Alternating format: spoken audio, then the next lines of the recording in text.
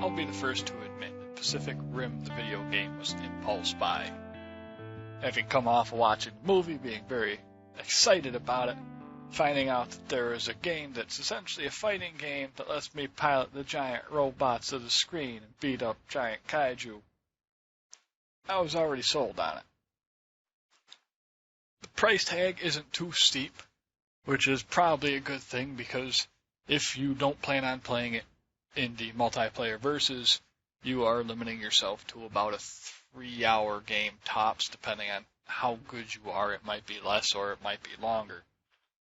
The fighting mechanics are relatively solid, with a group of special moves that are assigned dependent upon which kind of parts you pick for your giant robot, which can all be bought through money earned based upon your ranking in each of the solo campaign fights. I say campaign, and I mean it in the loosest of sense here. It's basically just a string of fights, each with a different title, with a break in between each. For the most part, they might have a similar theme, such as being a showdown between all the different Jaegers, or just one of the Jaeger, or all the kaiju, or maybe only kaiju with specific sets to them, like only the flying Otachi, or maybe it's an Otachi and leatherback setup. They're themed fights, ranging anywhere from 0 to 4 fights in one match.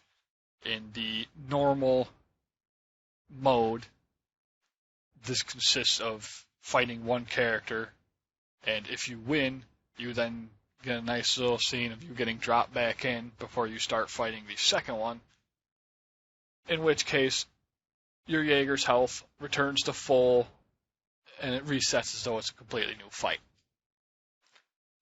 There's a bit of depth to it, a little bit of a learning curve. After you start upgrading the various parts to your Jaeger, or if you play as the kaiju upgrade that, you will start to see the fights get easier and easier, although the difficulty does progress as you continue down the chain of available fights. So the later fights will give you a bit more of a challenge, especially if you haven't bothered to upgrade anything or you're playing with a stock character. The Jaeger parts themselves are limited to 3 out of the numerous seen Jaegers, consisting mainly of Crimson Typhoon, Gypsy Danger, and Cherno Alpha. This shouldn't be too big of an issue, as it does still give you a multitude of options, and what it really amounts down to is some slight differences in stats between the three. Whereas Cherno might be slower, it also packs a stronger punch, that kind of thing. Special moves that can be gained from using the parts are mostly related to which arms you have on, as having one of Cherno's arms might gain you access to a 4-punch combo, although having Gypsy Danger's arms will allow you to pull out the swords present on its arm in order to do increased damage for the cost of energy. The mechanics for the fights themselves are relatively simple, as I said before, although they can be a little bit trickier than one would first imagine. You have your basic attacks, you have your special attacks, which you gain access to by either taking damage or delivering damage and slowly building up a bar in the case of the Jaegers. When that bar hits a certain point, you can use your first special move. When the bar gets close to max, you can then use your second special move. In the case of the second special move, that bar requirement is about 90%, which requires both pilots to be alive, or else your energy bar is capped at 50%. Although if you do happen to land this final attack, it is in fact a final attack and an instant KO, regardless of how sturdy your opponent might be. The mechanics themselves with the punching and the dodging is nothing mind-blowing as far as fighting games go. There's a button assigned to blocking. You can also try to dodge off the way attacks.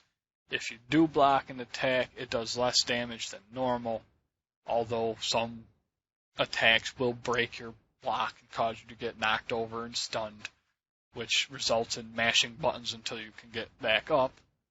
And this is expedited by bad guys stomping on you and causing damage, which builds the bar faster and you just casually mashing the buttons. The Jaeger has 2 health bars, one relegated to each pilot. And as far as in-game mechanics, the only difference here is that when one bar hits 0, you no longer have as much of an energy gauge to charge up, so you will no longer have access to your final assault maneuver. The Kaiju, on the other hand, just have 1 big health bar, and are quite vicious when they need to be. AI isn't the strongest as far as the solo campaign goes, often sticking with the same 3-move combos or same specific attacks in the case of some of the ranged attack challenges. Normally you won't have much of an issue with these after you figure out the pattern. They will all go relatively easily outside of the few lucky hits that they will land eventually. In the case of the survival single mode, which is a variation of the standard arcade mode where in between the battles you do not get your health back, it can be a bit more challenging. Usually just because you're not getting your health back, so if you had a particularly cocky round, you'll end up paying for it in the long run, and by the end of the listed chain of events, you do start fighting some seriously rough and tumble bad guys that do a lot of damage with a single hit. Now the variety is here because you can, in fact, build your own units to go and fight with, or you can use one of the 3 pre-made ones, or I believe 4 or 5 of the Kaiju. Not quite all of them that appear in the movie, but a good portion of them, including Knifehead, Otachi, Leatherback, Schooner, and the only Category 5 to ever grace the silver screen. So the variety of characters is there, although amongst them all, it is pretty much still the same play style of doing the right kind of attacks and blocking and counterattacks as you see fit. And the only time this ever actually changes is when you go into the online multiplayer, in which case you align yourself with one of 3 factions, which the only major difference between them is what you earn as you rank up online to equip or use in the case of the items, which are single-use in-combat items, that after a brief moment of using them you will regain energy or you'll gain an attack boost or something of that sort. Or if you gain actual parts like different level bodies or whatever, in which case the only difference is the amount of upgrades you can do to them. Upgrading, of course, improving stats based on the available allotment. Online mode is definitely a place that seems to only be for those who really enjoy competition, because as it stands, it seems to be balanced more on how many points have been spent on upgrading your current monster or robot of choice, and less on actual skill level, as I discovered when I got into a fight and barely managed to actually do any damage whatsoever before I was crushed in every sense of the word. It's a fun little game for the price tag. It's relatively solid as far as mechanics go. It could lead to some good times if you have friends and you want to battle it out, or if you're incredibly competitive and feel the time to take good on the online circuit. In the case of me not being very competitive, I still managed to get the 3 to 4 hours out to single player mode, and I did have a lot of fun messing around with making and coloring the robot itself, which is always a weakness of mine. So I can't necessarily say you should go out and buy this, because if you're not a fighting fan, you're not going to have any fun with this. And there are better options existing in the world if you're looking for just customizing a robot and making a giant death-dealing mech of justice. This is, however, a great little gem for anybody that's looking for more Pacific Rim goodness, as it does capture the feel of the movie quite well with the combat mechanics and how everything is quite an impactful blow. So, The choice is yours.